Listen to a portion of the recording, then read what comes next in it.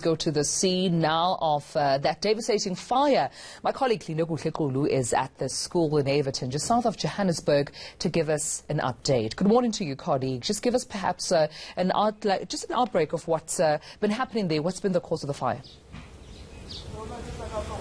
Well, good morning to you, Tumelo, and Happy New Year's to you. But what is happening, of course, we are starting there on a wrong foot. There is a school that apparently was burnt down. The Department of Education this morning sent out a statement expressing their disappointment at the fact that they've received word that there is a school, in fact, that was burnt down. And I'll move out of shot very quickly to show you with my colleague, Mr. Mohammed. But what you are seeing is the building, or at least the classes that have been burnt down. We understand from the Department of Education, the statement they released is that the interim report suggests that this was an act of arson. And as far as we know, that we understand also that one of the classrooms that was burnt, out of the 4 classrooms that were burnt, had books from the previous year and of course new books for this particular year. And that is why they said that there is material, a study material that was also burnt, that is costing about 4 million rands at this stage. That's the estimated figure. But what you are seeing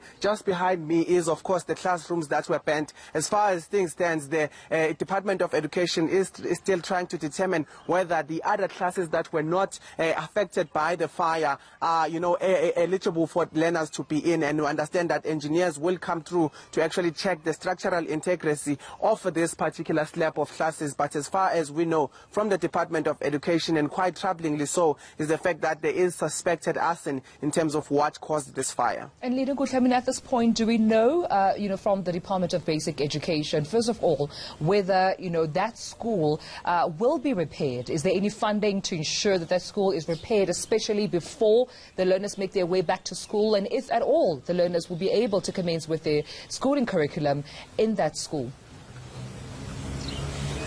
Well, Tumelo, let me just say this, quite understandably, because the schools are closed. There was no one at the school, but I can tell you there is a large number of people, particularly from the fire department, some community members as well, concerned about what has happened here. But more so, there is also officials from the Department of Education just trying to have a briefing right now. They did say that in about 5 minutes' time, they will be briefing us in terms of some of the plans. But I believe what you are seeing also are officials that are assessing what exactly is the cause of the fire from the fire department. But more so importantly, we do have officials from the Department of Education that we are set to speak to in a couple of minutes, who can give us a sense of what really is the plan here, since there is this damage and loss at the beginning of the year. All right, Tokelo, thank you so much for that update. And of course, we'll be coming back to you just to get more of a clear indication from the Department of Basic Education, as to what was the cause of the fire, if at all they have that information, but also what is the next step, because we do know